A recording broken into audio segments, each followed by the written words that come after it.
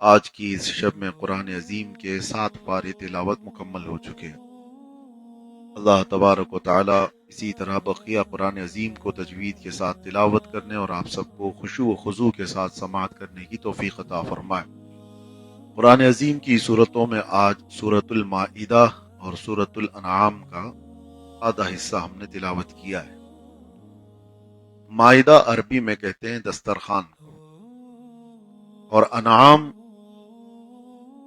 اس میں کئی لغات ہیں، اس کی تفصیل میں اگلے اس تفسیر میں عرض کرتا ہوں۔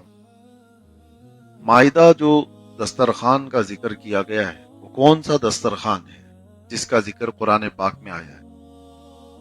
وہ سیدنا عیسیٰ علیہ الصلوۃ والتسلیم نے اللہ کی بارگاہ میں دعا کی تھی۔ قال عیسی ابن مریم اللہم ربنا انزل علینا مائدۃ من السماء تکون لنا عیدا لاولنا وآخرنا وآیۃ منک وارزقنا وانت خیر الرازقین۔ عیسیٰ علیہ السلام یوں کہتے ہیں کہ اے اللہ، ہم پر آسمان سے ایک دسترخوان اتار جس میں نعمتیں ہوں، جنتی کھانے ہوں، اور جس دن وہ دسترخوان اترے ہمارے اگلوں اور پچھلوں کے لیے وہ عید کا دن بن جائے۔ یہ الفاظ قرآن پاک میں تکون لنا عیدا لاولنا وآخرنا، ہمارے اگلوں کے لیے اور پچھلوں کے لیے، بعد والوں کے لیے بھی عید کا دن بن جائے۔ کون سا دن؟ عید کا دن تو بنے گا، لیکن کس دن عید ہوگی؟ جس دن دسترخوان اترے گا۔ تو یہ حضرت عیسیٰ علیہ السلام کی دعا تھی۔ تو دسترخوان اتارے جانے کے لیے آپ نے دعا کی، اور اس کے متعلق یہ کہا کہ جس دن دسترخوان اترے گا وہ عید کا دن ہو جائے گا ہمارے اگلوں اور پچھلوں سب کے لیے۔ اسی آیت سے ہم یہ بتاتے ہیں کہ دسترخوان جس دن اترے وہ عید کا دن ہو سکتا ہے، تو پوری کائنات کی رحمت جس دن آئے 12 ربیع الاول وہ عید کا دن کیوں نہیں ہو سکتا؟ اللہ کے رسول صلی اللہ تعالی علیہ وسلم جس کے صدقے میں پورے دنیا کو دسترخوان ملا، جس کے صدقے میں پوری دنیا کھاتی ہو، وہ جس دن تشریف لائے دنیا میں، کیا وہ دن اگلوں اور پچھلوں کے لیے عید کا دن نہیں ہو سکتا؟ اور اللہ تبارک و تعالیٰ نے قرآن پاک میں یہ فرمایا ہے قل بفضل اللہ وبرحمتہ فبذلک فلیفرحوا، اے محبوب آپ فرمائیں کہ جب اللہ کا فضل اور اس کی رحمت تمہارے پاس آئے تو خوب خوشیاں مناؤ۔ اللہ کا فضل اور اس کی رحمت جب آئے تمہارے پاس تو کیا کرنا ہے؟ تو اللہ کی رحمت کیا ہے؟ وما ارسلناک الا رحمتا للعالمین، اپنے محبوب کے لیے اللہ فرما رہا ہے کہ اے محبوب ہم نے آپ کو سارے جہانوں کی رحمت بنا کر بھیجا۔ تو جو لوگ ہم سے یہ سوال کرتے ہیں میلاد شرک ہے، میلاد کفر ہے، میلاد بدعت ہے، فلاں فلاں چیزیں، اکثر ہم ان سے یہ کہتے بھی ہیں کہ میلاد مبارکہ حضور صلی اللہ تعالی علیہ وسلم کے آنے کا تذکرہ کرنا، پیدا ہونے کا ذکر کرنا، یہ شرک کو کاٹنے والا عمل ہے، شرک کو ختم کرنے والا عمل ہے۔ اس لیے کہ حضور صلی اللہ تعالی علیہ وسلم کی پیدائش کا ذکر کرتے ہیں نا۔ میلاد کا مطلب کیا ہے؟ پیدا ہونا، جنم دن کو میلاد کا دن، یوم المیلاد کہا جاتا ہے عربی میں۔ تو حضور پاک صلی اللہ تعالی علیہ وسلم کی پیدائش کا دن منا کر سنی یہ بتاتے ہیں کہ وہ خدا نہیں ہے، وہ پیدا ہوئے ہیں۔ جو پیدا ہوتا ہے وہ خدا نہیں ہوتا ہے۔ تو شرک کو ختم کیا جا رہا ہے۔ شرک اس وقت ہوگا جب خدا کی طرح بنا لے، کسی اور کو خدا کے برابر بنا لے، تب کیا ہو جائے گا؟ تو اب ان کے متعلق ہم کو گمان ہے تم میلاد کیوں نہیں مناتے؟ حضور صلی اللہ تعالی علیہ وسلم کو تم خدا سمجھتے ہو کہ وہ پیدا نہیں ہوئے تھے؟ اگر تم خدا سمجھتے ہو تو شرک تم کر رہے ہو، ہم نہیں۔ ہم میلاد مصطفیٰ منا کر کے بتاتے ہیں میرا محمد خدا نہیں ہے۔ اے عقل والو، میرا محمد خدا نہیں ہے، مگر دلوں میں یہ نقش کر لو کہ وہ خدا سے جدا نہیں ہے۔ میں مانتا ہوں اے عقل والو۔ خیر، یہاں پر یہ ضمناً ذکر آیا اس آیت کریمہ کا، تو دسترخوان کا ذکر آیا ہے، تو اللہ تبارک و تعالیٰ نے اس میں اس خاص دسترخوان کا ذکر فرمایا۔ ویسے جو یہ سورہ شروع ہوتی ہے، سورہ مائدہ جہاں سے شروع ہوتی ہے، اللہ تبارک و تعالیٰ نے کئی احکام اس میں بیان فرمائے۔ اس میں ایک بڑی آیت آئی ہے۔ یہودی کہتے ہیں اگر ایسی آیت ہمارے دین میں آئی ہوتی ایسی آیت ہماری کسی کتاب میں آئی ہوتی تو ہم تو اس کو پوری دنیا کی عید مناتے ہیں۔ وہ کون سی آیت ہے؟ اللہ تعالیٰ نے اسی سورہ مائدہ میں فرمایا، اليوم اکملت لکم دینکم واتممت علیکم نعمتی ورضیت لکم الاسلام دینا۔ اللہ فرماتا ہے، یہ آیت جو ہے روایات میں ہے کہ حجۃ الوداع کے موقع پر نازل ہوئی۔ حجۃ الوداع جانتے ہیں؟ حضور پاک صلی اللہ تعالی علیہ وسلم کا آخری حج، جو اللہ کے نبی صلی اللہ تعالی علیہ وسلم نے اپنی زندگی پاک کا آخری حج فرمایا، وہی ایک حج ثابت ہے۔ اس حج کے موقع پر یہ آیت نازل ہوئی اور قرآن کی سب سے آخری آیت اس کو بتایا گیا، قرآن کی لاسٹ آیت۔ 23 سال ہو چکے تھے قرآن کو اترتے، اور آخری آیت تھی جس میں اللہ فرما رہا ہے، آج کے دن میں نے الیوم اکملت لکم دینکم، آج کے دن میں نے تمہارا دین کمپلیٹ کر دیا، دین ہمارا مکمل ہو گیا، دین میں اب کوئی شوشہ باقی نہیں ہے۔ کوئی نہیں کہہ سکتا کہ ادھورا ہے ابھی دین، یا بعد میں کوئی اور آئے گا اور اس کو پھر کمپلیٹ کرے گا، ایسا نہیں۔ اللہ نے قرآن میں فرمایا، میں نے آج کے دن تمہارا دین مکمل کر دیا، وَأَتْمَمْتُ عَلَيْكُمْ نِعْمَتِي، اور میں نے اپنی نعمتیں تم کو تمام کر دی۔ یعنی دین اسلام یہ پورا جو ضابطہ دیا ہے، ایک نظام دیا ہے، اللہ فرماتا ہے یہ مکمل نعمتیں دے دیا۔ وَرَضِيتُ لَكُمُ الْإِسْلَامَ دِينًا، اور اللہ فرماتا ہے میں تمہیں اسلام دے کر راضی ہوا۔ یہ والی جو بات ہے کہ تمہارا دین کمپلیٹ ہو گیا، یہ پچھلی امتوں میں کسی کو نہیں کہا گیا ہے، نہ موسیٰ علیہ السلام کی کتاب میں، نہ داؤد علیہ السلام کی کتاب میں، نہ ابراہیم علیہ السلام کے صحیفوں میں، کہیں پر بھی یہ بات نہیں آئی کہ آج تمہارا دین کمپلیٹ ہو گیا۔ نہیں، ان کو دین دیا جا رہا تھا، کتابیں دی جا رہی تھی، کچھ چیزیں باقی تھی تو کہا جاتا کہ اگلے نبی اس کو کمپلیٹ کریں گے، اس کے بعد پھر دوسرے رسول آئیں گے، دوسرے رسول کے بعد پھر بعد میں جو رسول آئیں گے وہ اپنی پچھلی شریعت کو ختم کرتے ہیں۔ مثال کے طور پر حضرت آدم علیہ السلام کی شریعت میں، آدم علیہ السلام کی شریعت میں کچھ چیزیں جائز تھی، بعد میں حضرت نوح علیہ السلام کے آتے ہی وہ چیزیں حرام ہو گئی۔ بھائی اور بہن کا نکاح حضرت آدم علیہ السلام کی شریعت میں جائز تھا۔ وجہ یہ ہے کہ انسانوں کی ابتدا ہی اس وقت ہے، دوسرے کہاں سے ہوتے ہیں؟ آدم علیہ السلام کی جو اولاد تھی ان میں سے ایک دوسرے کا نکاح جائز تھا، بعد میں جب انسانوں کی تعداد بڑھ گئی تو پھر یہ حرام قرار دے دیا گیا، پھر بہنوں سے نکاح نہیں، یہ شریعت کو، پہلی والی شریعت کو ختم کر دیا گیا۔ نوح علیہ السلام کی شریعت میں کچھ چیزیں جائز تھیں، پھر اس کے بعد آنے والے نبیوں میں اور آگے آنے والے حضرت ابراہیم علیہ السلام کی شریعت میں وہ چیزیں ختم کر دی گئی۔ ابراہیم علیہ السلام کی شریعت میں کچھ چیزیں جائز تھیں، اس کو بعد میں آتے ہوئے موسیٰ علیہ السلام، عیسیٰ علیہ السلام کی شریعتوں میں ختم کر دیا گیا۔ تو ایسے ہی ایک حکم تھا اور اس کو بعد والے رسول آ کر ختم کرتے، اخیر میں آئے محمد رسول اللہ صلی اللہ علیہ وسلم، اور میرے آقا صلی اللہ تعالی علیہ وسلم پر یہ قرآن اترا، اور اس کے بعد پھر یہ اعلان ہو گیا، آئی نئی حکومت، سکہ نیا چلے، عالم میں رنگ بدلا، صبح شب ولد۔ اب حضور پاک صلی اللہ تعالی علیہ وسلم کے آنے کے بعد پچھلی امتوں کے ساری شریعتیں منسوخ ہو گئی، ختم ہو گئی، حکم چلے گا تو صرف اور صرف قرآن عظیم کا ہوگا۔ اب یہ کمپلیٹ کرنے والی کتاب ہم نے آج کئی جگہ پر یہ تلاوت کی ہے، وہ مصدقا لما بین یدیہ، یعنی یہ قرآن نئی کتاب تو ہے، حضور صلی اللہ تعالی علیہ وسلم پر اتاری گئی، لیکن پچھلی کتابوں کی یہ تائید کرتا ہے اور تصدیق کرتا ہے، تورات کا، انجیل کا۔ ایسا نہیں کہ پورا انکار کر دے، وہ کتابیں ہی نہیں تھی، نہیں، قرآن ان کتابوں کی تصدیق کرتے ہوئے آیا ہے، ان رسولوں کی تصدیق کرتے ہوئے آیا ہے۔ قرآن کو ایسا آپ نہ سمجھیں کہ قرآن آنے کے بعد وہ کتابیں سچ تھی نہیں، ہمارا ایمان ہے ان کتابوں پر، تورات پر، انجیل پر، زبور پر، لیکن ان کتابوں پر جو اللہ نے اپنے نبیوں پر اتارا تھا، ان کتابوں پر نہیں جو انہوں نے بنا لیا۔ جو اللہ تعالیٰ نے اپنے نبیوں پر اتارا تھا، وہ کتابوں پر ایمان رکھنا یہ تو ہمارے ایمان کا حصہ ہے۔ اگر آپ نے ان کتابوں کا انکار کیا تو آپ مومن ہی نہیں۔ تو اب قرآن عظیم کے آنے کے بعد ساری شریعتیں منسوخ ہو گئی۔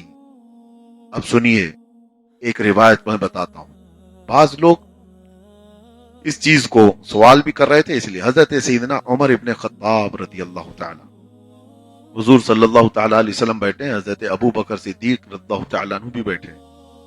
हजरत उमर के पास तौरात थी। तौरात जानते हैं, ये मूसा अलैहिस्सलाम पर उतारी हुई किताब है। पिछली उम्मतें उसको पढ़ती रहीं, यहूदियों क्या उसकी तिलावत होती रही, उसके अहकाम चलते रहे। तो हजरत उमर इब्न खत्ताब रज़ियल्लाहु ताला अन्हु के हाथ में तौरात थी, आप वो पढ़ रहे थे। देखिए अल्लाह की किताब है, हमारा ईमान है उस पर। हुजूर पाक सल्लल्लाहु ताला अलैहि वसल्लम का चेहरा सुर्ख होता रहा और हजरत उमर फिर पढ़ते रहे। सैयदना अबू बकर सिद्दीक रज़ियल्लाहु ताला अन्हु ने जलाल में उनसे कहा, ए उमर, देखते नहीं अल्लाह के रसूल सल्लल्लाहु ताला अलैहि वसल्लम इससे गजबनाक है, नाराज है, तुम पढ़े जा रहे हो।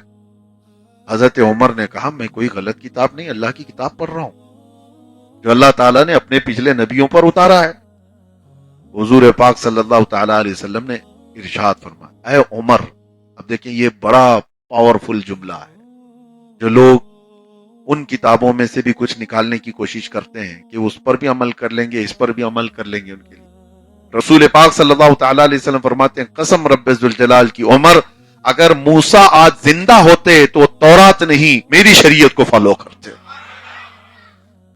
अगर मूसा अलैहिस्सलाम जिंदा होते तो वो मेरी शरीयत का इत्तिबा करते, ना कि तौरात को। तो जिस पर उतरा है, जिस पर उतारी गई है तौरात, उसके बारे में हुजूर फरमा रहे हैं। और फिर हजरत उमर फारूक ने बंद कर दिया। मेरे अजीजों, इसी तरह की बात हजरत अब्दुल्ला बिन सलाम, एक सहाबी यहूदी थे वो, और ईमान लाए। मदीने तैयबा के बड़े आलिम थे, यहूदियों के आलिम। और वो जब इस्लाम लाए तो उन्होंने बहुत बहुत सारी चीजें रिसर्च किया था। जाहिर सी बात है वो पढ़े लिखे हुए थे, बहुत सारी निशानियां भी देखे थे। फिर जब इस्लाम भी लाए तो हुजूर सल्लल्लाहु अलैहि वसल्लम की बारगाह में ये अर्ज भी किए थे कि आका, मैं यहूदियों में जब था तो आलिम था, दुआ फरमाए कि ईमान लाने के बाद मुसलमानों में भी वैसा ही इल्म मुझे मिले। तो अल्लाह के रसूल सल्लल्लाहु अलैहि वसल्लम ने उनके लिए दुआ फरमाया और उनको हिब्रुल उम्मा कहा गया, पूरी उम्मत का आलिम थी अब्दुल्ला बिन सलाम। सुनिए, होता ये था कि यहूदी मजहब में, यानी तौरात के उस शरीयत के एतबार से सनीचर के दिन शिकार करना हराम। शरीयत मूसवी में सनीचर को शिकार करना हराम। दूसरी चीज, ऊंट का गोश्त खाना भी उनके यहां हराम। ये शरीयत मूसा में दोनों चीजें हराम थी। और उम्मत मोहम्मदिया सल्लल्लाहु ताला अलैहि वसल्लम के लिए दोनों चीजें क्या हैं? हलाल है। सनीचर के दिन भी आप गोश्त खा सकते हैं, शिकार कर सकते हैं, कोई ममनू चीज नहीं है, लेकिन वाजिब भी तो नहीं। सनीचर के दिन गोश्त खाना वाजिब है? नहीं, इजाजत है, कोई दिन हमारे लिए पाबंदी नहीं है। और रही बात ऊंट के गोश्त की, ऊंट हलाल जानवर है, उम्मत मोहम्मदिया के लिए हलाल करार दिया गया। अब उसको खा सकते हैं आप, जायज है। लेकिन साथ में मैं फिर आपसे पूछता हूं, खा सकते हैं, खाना वाजिब है?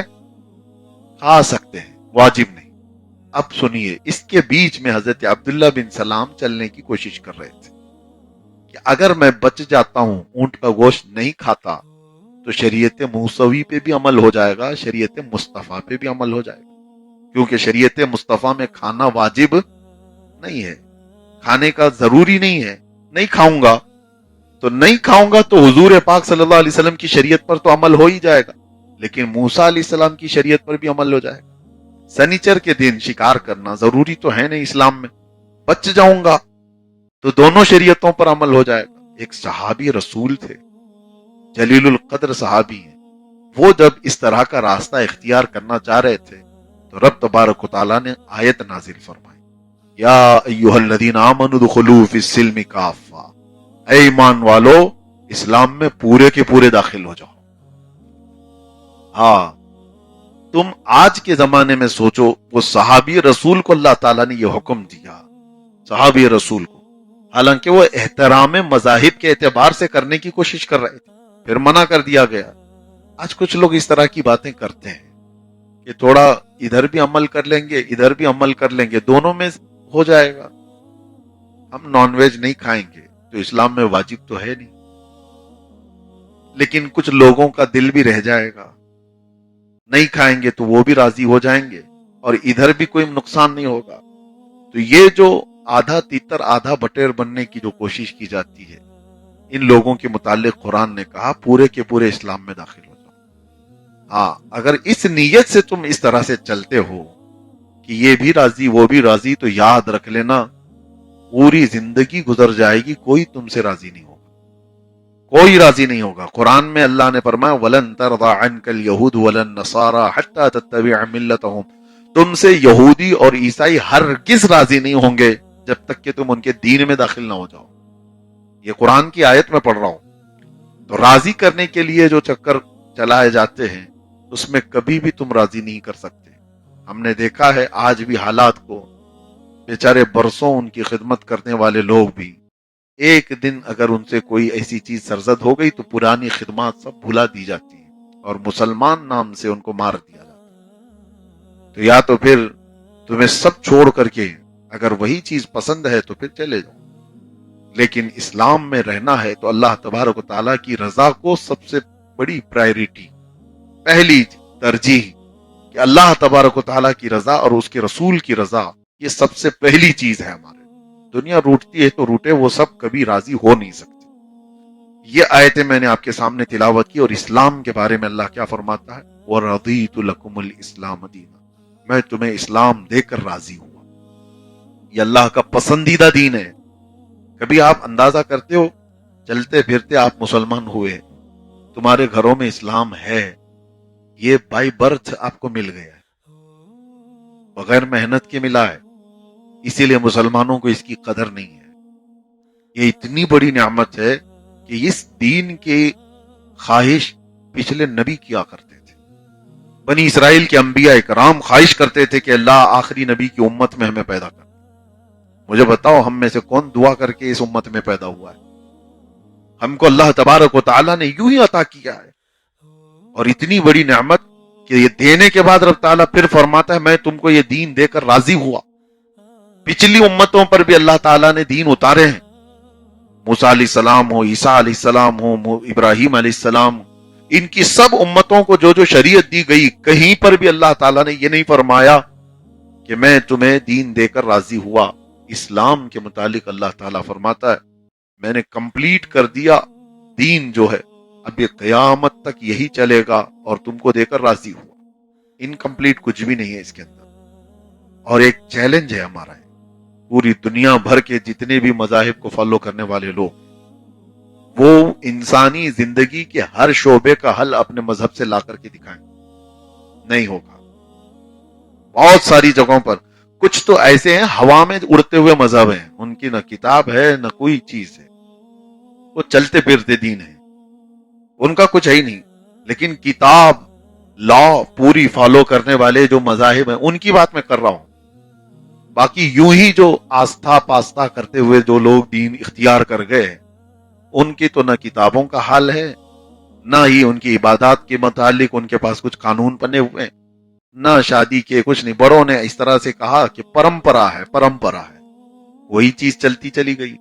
اسلام میں ایک ایک چیز کو باندھ کر کے رکھا گیا ہے، ایک ایک مسئلے کو بتا کر رکھا گیا ہے.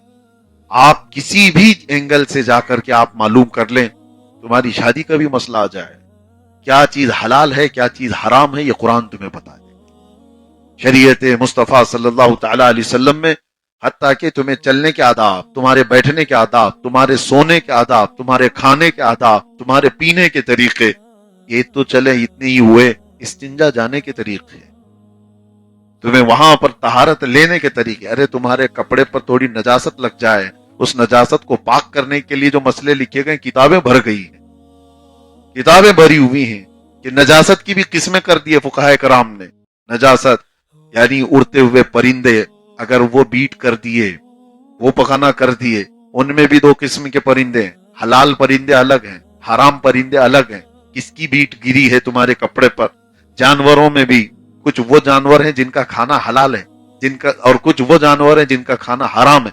کون سے جانور کا تھوک لگا، کون سے جانور کا پیشاب لگا، کون سے جانور کی لید لگی، سب کے مسائل یہ فقہ اسلام میں بتائے گئے. پھر کپڑے کے متعلق بھی اتنا ہی نہیں ہے، خالی میں صرف طہارت کی بات کر رہا ہوں.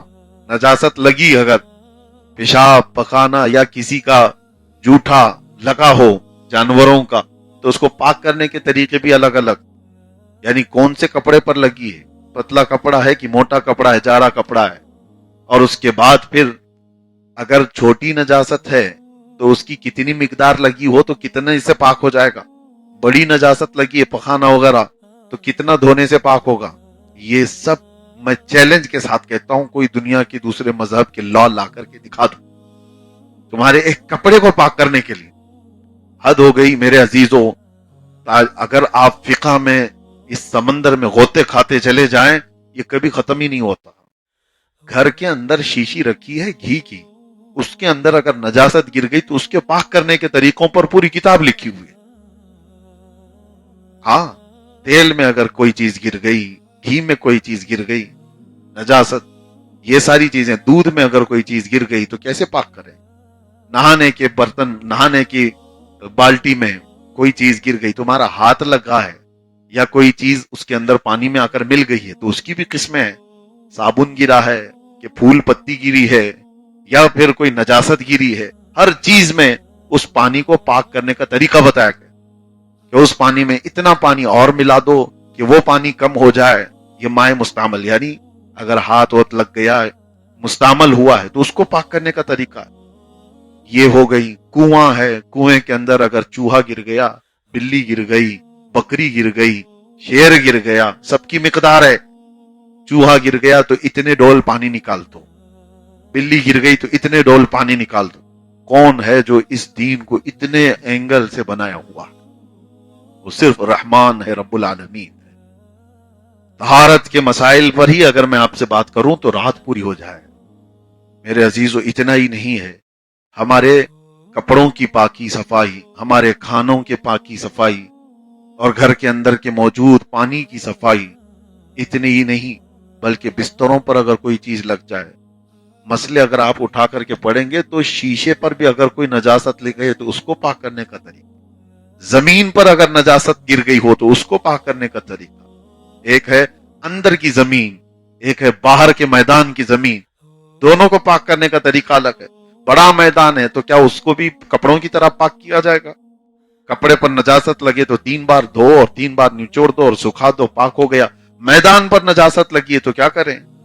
उसके लिए भी हुक्म बताया गया कि तेज पानी से उसको बहा दिया जाए और सूरज की तेज गर्मी उस पर पड़े तो वो जमीन पाक हो गई। जमीनों के पाक करने के तरीके मेरे अजीजों, ये सिर्फ और सिर्फ तहारत के मसाइल हैं। उसके बाद जिंदगी के और दीगर मसाइल की तरफ आप जाएं, इतने लॉ कहीं नहीं मिलेंगे आपको जो इस्लाम कंप्लीट बता रहा है।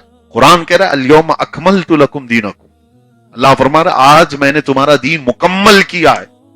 मुझ जैसा एक छोटा तालिब इल्म ये बैठ करके चैलेंज कर सकता है कि जिंदगी के किसी भी एंगल से कोई मसला तुम्हें लगता हो, आओ हम कुरान और हदीस से उसका हल बता देंगे। ये तो अल्लाह तबारक व तआला का वो दीन है जिसने कोई चीज खाली नहीं छोड़ी, कोई चीज नहीं। तुम्हारे चलने के तरीके, तुम्हारे बैठने के तरीके, तुम पर एक इबादत फर्ज कर दी गई, नमाज फर्ज कर दी गई। अब उसमें बड़े मसले आते हैं। इंसान एक तबीयत के नहीं है, सबकी तबीयतें अलग हैं। कोई बूढ़ा है, कोई जवान है, कोई बच्चा है, सबकी कैटेगरी अलग अलग है। कोई गूंगा है, कोई बहरा है, सबके लिए मसाइल नमाज के बताए गए। अगर कोई लंगड़ा है तो वो कैसे नमाज पढ़े? कोई लूला है तो हाथ उठा सकता ही नहीं है, और कोई गूंगा है पढ़ सकता नहीं, उसके लिए क्या मसाइल है? सारे एक्सेप्शंस के साथ ये मसाइल शरिया बताए गए, एक भी चीज छोड़ी नहीं गई। आपके जहन में कोई चीज गुजर रही हो तो बताओ, इस्लाम उसका भी जवाब दिया हुआ। सिर्फ तन्हा इमाम आजम अबू हनीफा रदियल्लाहु ताला अन्हु ने 80 लाख मसलों का हल बताया है। बाकी इमामों की बात तो छोड़े, उनके मसाइल से जो अखज किया गया है तो फिक़ह हनफी, आज दुनिया के 1-2 नहीं, तकरीबन ममालिक, कई कंट्री ऐसी हैं, इस्लामिक कंट्रीज, जहां के लॉ जो चलते हैं वो इमाम आजम अबू हनीफा की फिक़ह पर चलते हैं, उनकी फिक़ह पर चलते हैं। खरीदो फरोख्त की बात आए, अल्लाहु अकबर, हमने तो पूरी इतनी बड़ी बड़ी मुजल्लद किताबें देखी, पूरी पढ़ भी नहीं पाते थे 6-6 महीने, सिर्फ खरीदो फरोख्त के मामलात पर। और उसमें आपको ऐसा लगता होगा खरीदो फरोख्त में क्या मसला होगा? गया यूं लिया और आ गया। शरीयत इस्लामिया ने हर एंगल से बताया है। तुम घोड़ा खरीद रहे हो कि कपड़ा खरीद रहे हो कि गुलाम खरीद रहे हो कि सामान खरीद रहे हो, और हर चीज की अलग अलग वैल्यू बताई गई है, और तुम्हें कितने दिन का इख्तियार है खरीदने वाले को और बेचने वाले को। खयार ऐब है, खयार शर्त है। ये मसाइल मैं इसलिए आपको बता रहा हूं, इस्लाम इतना कंप्लीट है, इतना कंप्लीट है कि एक सुराख भी इसमें बाकी नहीं है, एक सुराख भी बाकी नहीं है। बाजार में जाओ और तुम्हारे लिए सारे मसाइल शरीयत ताहिरा ने लिख कर रखे। हत्ता कि आज क्रिप्टो करेंसी आई है, आज के जमाने में डिजिटल करेंसी का दौर है, आज शेयर मार्केट के मसाइल हैं। लेकिन कोई ये कह सकता था कि 1400 साल पुराना दीन शेयर मार्केट को क्या बताएगा, क्रिप्टो करेंसी को क्या बताएगा?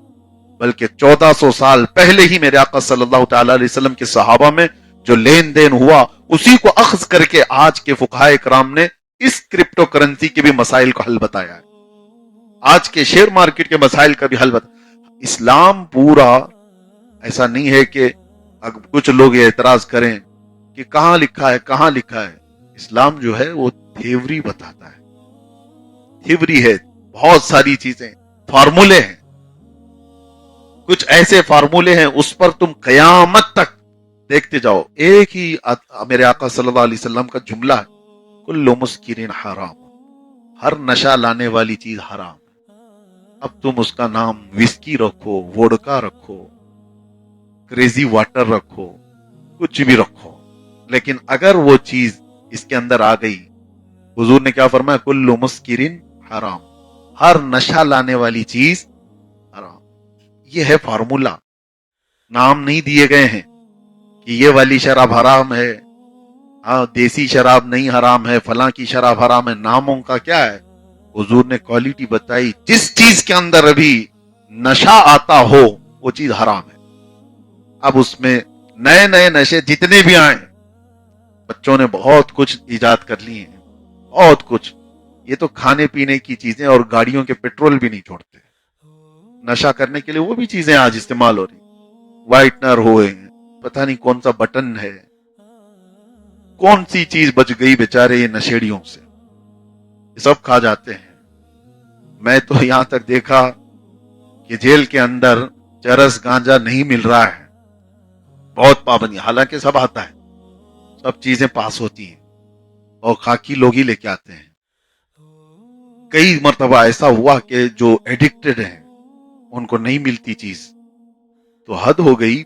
मुझे आज याद आ रही, रमजान के मौके पर ही एक और तरीका था, छिपकली को मारते थे और छिपकली को मार के उसकी दुम को, वसी गिर जाती है, उसकी दुम को जलाते हैं, जला करके फिर पत्तों में उसको पीस करके और उसके साथ उसकी बीड़ी पीते हैं। कहते हैं बहुत जबरदस्त नशा होता है। मुआज़ल्लाहि रब्बिल आलमीन। कहीं आपको ऐसा ना लगे मैंने कोई फार्मूला आपके सामने छोड़ा है। कोई भी इस तरह की आदत वाला है तो तौबा करे। हाँ, ये कोई लतीफा नहीं है, मजाक मस्ती नहीं है। मैंने जो जिंदगी में वहां उनके तौर तरीके देखे, हर रास्ते को इख्तियार किया, लेकिन कोई ये नहीं कह सकता कि ये तो नई चीज है, इसका इस्लाम में कहीं जिक्र नहीं। अल्लाह के नबी ने क्या फरमाया, हर नशा लाने वाली चीज हराम, वो चाहे किसी भी जरिए से हो। कुछ अगर केमिकल सूंघने से किसी को नशा आता है तो वो भी हराम की मिकदार है, कोई चीज सूंघने से ही आता है। हत्ता कि फिक़ह में यह भी बताया गया है कि भूखे थे आप बहुत देर तक भूखे थे, दिन भर, और रात को खूब पेट भरकर चावल खा लिया, और चावल से नशा आता है। पके हुए चावल से अगर पेट भर करके खा लिया और गुनूदगी आ रही है आपको, दिमाग पर चढ़ा हुआ है, तो वो खाना आपका हराम हो गया, क्योंकि वो नशा लाया है। हालांकि हलाल चीज खाई है आपने, लेकिन इतनी मिकदार में खाया उस हलाल को कि वो नशा हो गया। बात ये कर रहा था कि इस्लाम ने किसी शोशे में छोड़ा नहीं, किसी शोशे में नहीं। वो किस हद तक आप सोच सकते हो, वहां इस्लाम ने अपने दरवाजे बंद करके दिखा दिए, किसी भी रास्ते से। ये चाहे बुराइयों के रास्ते हों, लोग आज सोचते हैं कि जितने कानून बने, हर साल पार्लियामेंट में बैठकर अमेंडमेंट करना पड़ता है। पिछला वाला कानून अब नाकाफी हो गया है, थोड़ा सा इसमें अमेंडमेंट लाया जाए, सजा बढ़ा दी जाए। इस्लाम में अमेंडमेंट करने का कोई चांस नहीं, कोई दूसरा नबी आने वाला नहीं जो रसूल पाक सल्लल्लाहु तआला अलैहि वसल्लम ने फरमाया, जिना की जो सजा मुकर्रर कर दी गई वो कयामत तक की होगी, उसमें अमेंडमेंट नहीं है चोरी के लिए। लेकिन ये इतना आसान नहीं है, इसके कानून इतने बनाए गए, जिना पर सजा देने के लिए, चोरी पर हाथ काटने के लिए।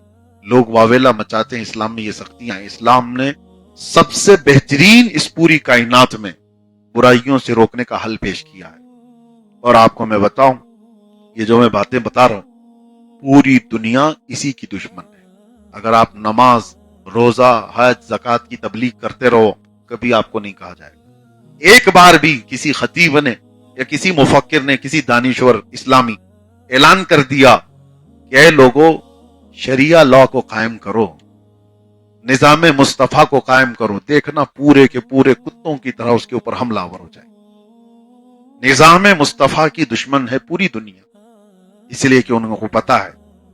देखिए, हालांकि कोई जुर्म की बात नहीं, आप डेमोक्रेसी पेश करो, लेनिन के ख्यालात हैं, मार्क्सिज्म है, सोशलिज्म है, कम्युनिज्म है, दुनिया के ये निजाम है हुकूमत चलाने के लिए। उसमें अगर कभी किसी मुसलमान ने कहा दुनिया भर में हुकूमत चलाने के निजाम कहीं डेमोक्रेसी है, कहीं कम्युनिस्ट है, उसी तरह से खिलाफत भी तो एक निजाम है, लेकिन इस बात को कोई हजम नहीं करता, सख्ती से इसको रोका जाता है। उसकी वजह यह है कि पूरी दुनिया इसी निजाम इस्लाम की दुश्मन है। वो इबादत की नहीं, वो तुम्हारे इबादत की नहीं, निजाम की जब बात की जाएगी तो दुश्मनी होगी। दो जुमले कभी तुम्हारी जुबान पर दुनिया देखना नहीं चाहती, एक खिलाफत और एक जिहाद। ये दो लफ्ज जुबान पर लाना नहीं, दुनिया इसकी दुश्मन है। बहरहाल अल्लाह तबारक व तआला ने वो दीन हमें दिया है जिस पर जितना फख्र करो वो कम है, जितना फख्र करो वो कम है, जिसके पास हर चीज का हल मौजूद हो। दुनिया प्यासी है आज अपने दिलों का इत्मीनान देखने के लिए, और अल्लाह ताला ने तुम्हें खोल करके बयान किया है तुम्हारे दिल का करार कहाँ है, तुम्हारे आंखों की हया कहाँ है, तुम्हारे जिस्मों का सुकून कहाँ है। हर शय को अल्लाह ताला ने तुम्हारे इस दीन में बताया है।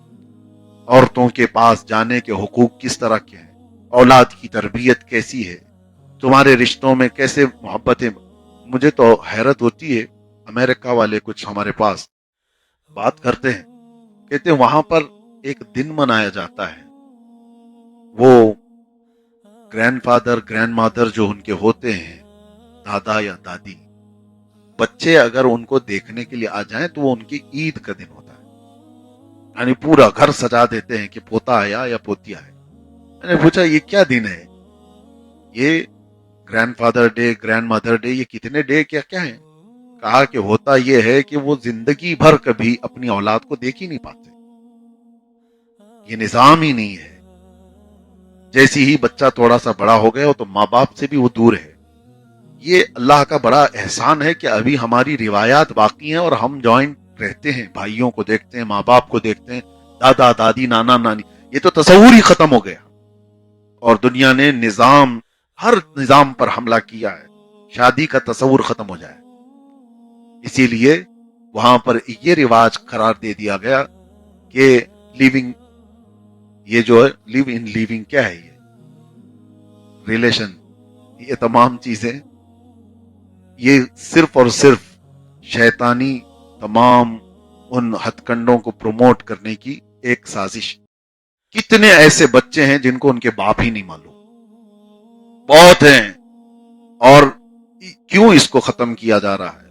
अल्लाह के नबी सल्लल्लाहु तआला अलैहि वसल्लम की शरीयत ताहिरा को खत्म करने के लिए एलजीबीटी कम्युनिटी को बहुत ज्यादा प्रमोट करना।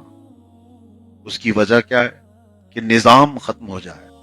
मैंने आज से तकरीबन 8 साल पहले ही आपके सामने ये बात जिक्र किया था। दुनिया में अब वो चीजें भी आ गई कि लोगों ने सिलिकॉन की लड़कियां बनाई कि असल औरत के साथ शादी करने का तस्वूर ही खत्म हो जाए।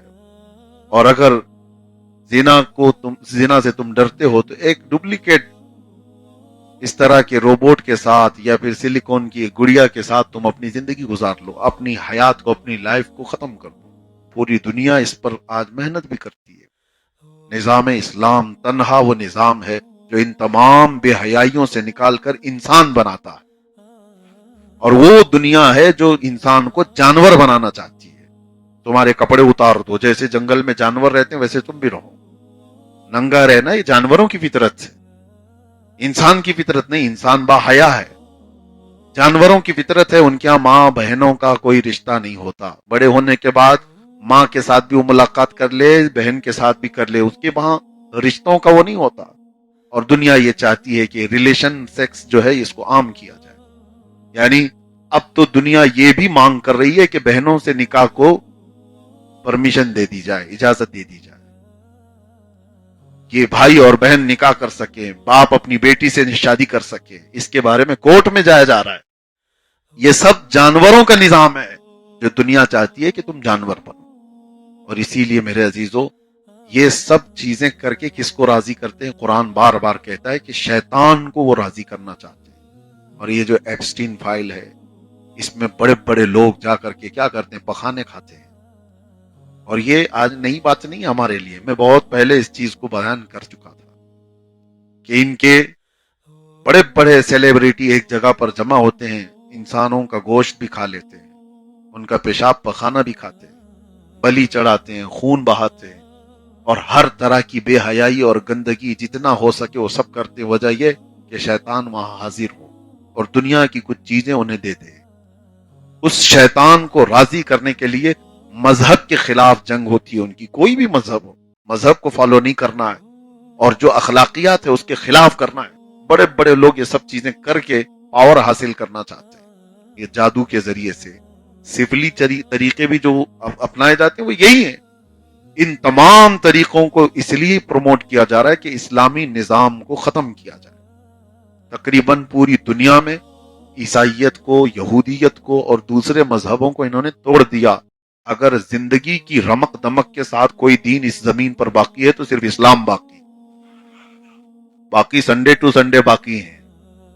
اسلام ہے جو ہر گھر میں دکھتا ہے، ہر گلی میں نظر آتا ہے، ہر مسجد سے گونجتا ہے. یہ اسلام کی رمق دمک آج تک جو باقی ہے وہ کئی لوگوں کی آنکھوں میں ٹیس پہنچاتی ہے. یہ 1400 سال کے بعد بھی اس طرح کی اس کی رونقیں باقی کیسی؟ یہودی ہر طرح سے انہیں توڑنے کی کوشش کرتے رہے، لیکن پھر عرفات کے میدان میں جا کر دیکھے تو ہکے بکے رہ جائے. یہ کیا اسلام ہے جو ان کو دو کپڑوں میں لا کر لبیک پکارنے لگاتا ہے؟ سارے رنگ و نسل کو مٹا کر کے بادشاہ، امیر، غریب سب کے فرق کو مٹا کر اللہ کی حضور جھکا دیتا ہے. یہ کہاں سے دین کے اندر یہ تقویت ہے؟ دنیا کے پاس یہ پاور نہیں ہے. وہ پرچار کر کر کر کر کے بھی لوگوں کو نہیں جمع کر سکتے، اور ہم بغیر اعلان کے جمعہ میں مسجدیں بھری نظر آتی. جمعہ کا کبھی اعلان ہوتا ہے کہ جمعہ ہے آ جاؤ، جمعہ ہے آ جاؤ؟ پوسٹر نکلتا ہے جمعہ کا؟ نہیں. لیکن جاؤ جس مسجد میں صفیں آپ کو بھری نظر آئیں گی. یہ اسلام ہے جو آج بھی رمق دمک کے ساتھ باقی ہے. اس روئے زمین پر اتنا ایکٹیو مذہب کوئی نہیں ہے. باقی اوکیشنلی ہیں، جب ضرورت پیش آئے گی تو دین ہے. جب چیزیں ان کو لگے کہ ابھی فالو کرنا چاہیے، چھٹی کے دن ہے چلو مذہب میں آ جاؤ. اسلام میں چھٹی کے دن فالو کرنے کے نہیں ہوتے. یہاں جو مسلمان بچہ پیدا ہوا وہ پیدا ہونے سے لے کر کے قبر میں جانے تک اسلامی طریقے پر ہی چل رہا ہے. ہاں، ہمارے گود میں بچہ آیا ہے تو اذان پڑھ کر کے آتا ہے، اذان سن کر کے آتا ہے، اور قبر میں جاتا ہے تو نماز پڑھ کے جاتا ہے. دین کے اوپر ہی اس کو پورا گزارا جاتا ہے. حتیٰ کہ صرف پیدا ہونے اور مرنے تک ہی نہیں، گھر میں خوشیاں آئیں تو دین کو بھول نہ جاؤ.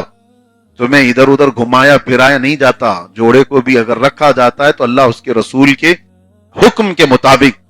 نکاح کا بھی ہمارا جو مقدس ایک طریقہ ہے وہ دنیا میں نہیں ہے.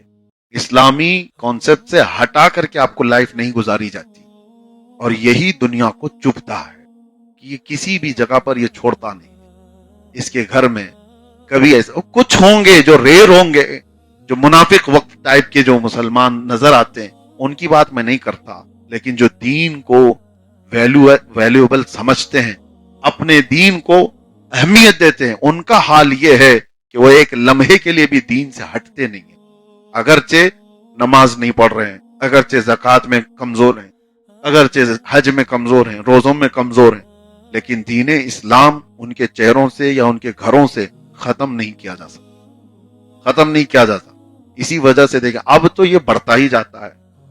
اب تو یہ کوئی بھی میلاد آ جائے، رمضان آ جائے، گھروں کو دیکھ کر سمجھ میں آتا ہے ہری جھنڈی کہاں دکھ رہی.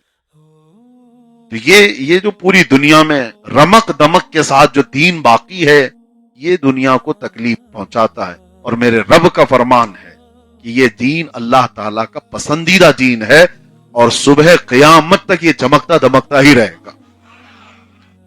رب تبارک و تعالیٰ نے فرمایا، اب یہاں پر میں بات ختم کرتا ہوں، وَمَن يَبْتَغِ غَيْرَ الْإِسْلَامِ دِينًا فَلَن يُقْبَلَ مِنْهُ. اللہ فرماتا ہے دین اسلام چھوڑ کر دوسرا راستہ اختیار کرو گے، قیامت کے دن ہرگز قبول نہیں کیا جائے گا اور آخرت میں تم بڑے خسارے میں ہوں گے. اور یہ بات یاد رکھو، تم دین کو اسی طرح سے فالو کرو کہ اس سے بڑھ کر میری کوئی خواہش نہیں، اس سے بڑھ کر میری کوئی خواہش نہیں. ایک بات میں نے اس سے قبل بھی بتایا تھا، ایک فرانس کی لڑکی کے متعلق، وہ ایمان لائی تھی، عیسائی لڑکی، اس کا انتقال ہوا. وہ جس عالم دین کے پاس ایمان لائی تھی، ان سے اس نے کہا تھا کہ میرے گھر والے بہت مارتے توڑتے ہیں میرے اسلام لانے پر، بہت ایذائیں دیتے ہیں، لیکن مر جانے کے بعد آپ ایک کام کریں، میری قبر سے اٹھا کر کے مجھے ایمان والوں کے بیچ میں دفن کر.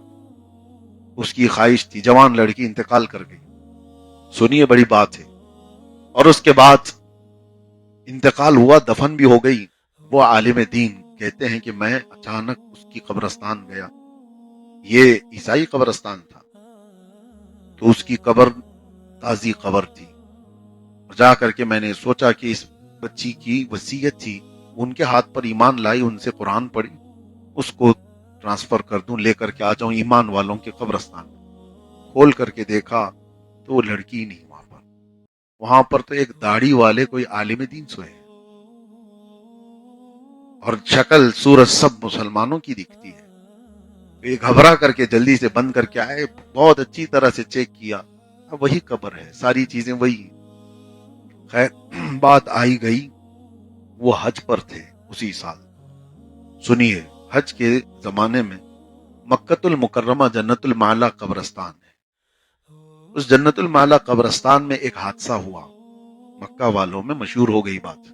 ہوا یہ کہ وہاں پر ایک بڑا خاندان تھا مکہ والے، ان کے اجازت سے ایک دوسری میت کو ان کے گھر والوں کی قبر میں دفن کرنا تھا. گھر والوں نے کہا کہ ٹھیک ہے، وہاں تو قبریں کھود دی جاتی ہیں. تو جس قبر کو کھودی گئی وہ ایک عالم دین کی تھی، وہ جو مکہ کے رہنے والے تھے. تو لوگوں کو سب پتا تھا کہ ابھی ان کا انتقال ہوا اور اس قبر میں ان کو دفن کیا گیا، لیکن اس کو کھود کر دوسرے کو وہاں پر دفنا رہے تھے. تو دیکھا گیا کہ وہاں پر ایک خوبصورت لڑکی سوئی ہوئی ہے. لوگوں کو حیرت ہوئی کہ ہاں، اور یہ جسم تازہ بھی ہے. یہ بات پھیل گئی کہ پھر وہ کہاں ہے، اس کی قبر کہاں ہے جس کو ہم نے دفن کیا اس قبر میں. وہ جو فرانس کے رہنے والے عالم تھے، ان کے کانوں میں یہ بات آئی کہ ایسا کچھ مکہ کے قبرستان میں دیکھا گیا. وہ قریب آئے دیکھنے کے لیے، لاش دیکھا تو فوراً پہچان گئے یہ وہ لڑکی ہے جو میرے ہاتھ میں اسلام قبول کی، اور اس کو وہاں دفن کیا گیا تھا عیسائی قبرستان میں، لیکن یہ یہاں کس طرح سے ہے مجھے اندازہ نہیں. پھر انہوں نے کہا حادثہ تو ہمارے ہاں بھی ہوا ہے، میں نے ایک داڑھی والے شخص کو ہمارے علاقے کے عیسائی قبرستان میں دیکھا. تو شکل و حلیہ پوچھا گیا تو ہو بہو وہی شکل و حلیہ انہوں نے بتایا جو مکہ کے عالم کی قبر میں تھا. یہ ٹرانسفر ادھر کا ادھر، ادھر کا ادھر کیسے؟ ایک بڑا مسئلہ تھا یہ. سنیے اس کو، یہ ہر ایک کے لیے میں نصیحت کر رہا ہوں. اس خاتون سے جا کر پوچھنے کے لیے بڑے علماء گھر گئے، اس عالم دین کی بیوی سے جا کر کے پوچھا کہ تمہارے شوہر کا جو انتقال ہوا کیا تمہارا خیال ہے؟ کہا بہت اچھے پرہیزگار تھے، علم بھی اچھا، عبادت بھی اچھی، سب چیزیں اچھی. کہا تو پھر کیسے ایسا ہو سکتا ہے؟ آپس میں ایک دوسرے سے لوگ بات کر رہے تھے. بیوی نے پوچھا ہوا کیا ہے یہ تو بتاؤ. لوگ بتا نہیں رہے تھے. بعد میں لوگوں نے بتایا اس کی بیوی سے کہ دراصل ایک حادثہ ہوا ہے، جس قبر میں تمہارے شوہر کو دفن کیا گیا تھا وہاں فرانس کی ایک عیسائی لڑکی سو رہی ہے جو اسلام لائی تھی، اور تمہارے شوہر کو فرانس کے عالم نے بتایا کہ ان کو وہاں دیکھا گیا ہے ان کے قبرستان میں عیسائیوں کے. تو اتنا سنتے عیسائیوں کے قبرستان میں بیوی چیخ مارتی ہے اور روتے ہوئے کہتی ہے میں کہتی تھی میرے شوہر سے بار بار، میں کہتی تھی بار بار۔ تو علماء نے پوچھا کیا کہتی تھی؟ کہا کہ وہ سب کچھ اچھا تھا، لیکن ایک بار مذاق مذاق میں یوں کہتا تھا کہ عیسائیوں کا مذہب کتنا اچھا ہے کہ جنابت میں ان کے ہاں غسل نہیں کرنا پڑتا۔ ہمارے ہاں جنابت احتلام ہو جائے، ناپاکی ہو جائے تو غسل کرنا واجب ہے، عیسائیوں کے ہاں واجب نہیں ہے۔ تو یہ مذاق مذاق میں میرا شوہر کہتا تھا عیسائیوں کا مذہب کتنا اچھا ہے کہ وہاں غسل کرنا واجب نہیں ہے۔ میں بولتی تھی کہ اس طرح کی باتیں نہ کرو۔ وہ زندگی میں اس کی تعریف کرتا رہا، علماء ہکے بکے رہ گئے۔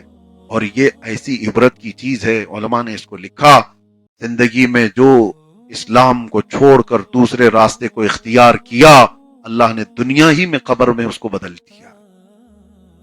یاد رکھو میرے عزیزو، اللہ نے وہ نعمت تمہیں دی ہے، اس کو ٹھکرانا نہیں کبھی، اس کو ہلکا بھی مت سمجھنا، اور یہ سمجھنا میرے نبی کی شریعت سے بڑھ کر دنیا میں کچھ ہے ہی نہیں۔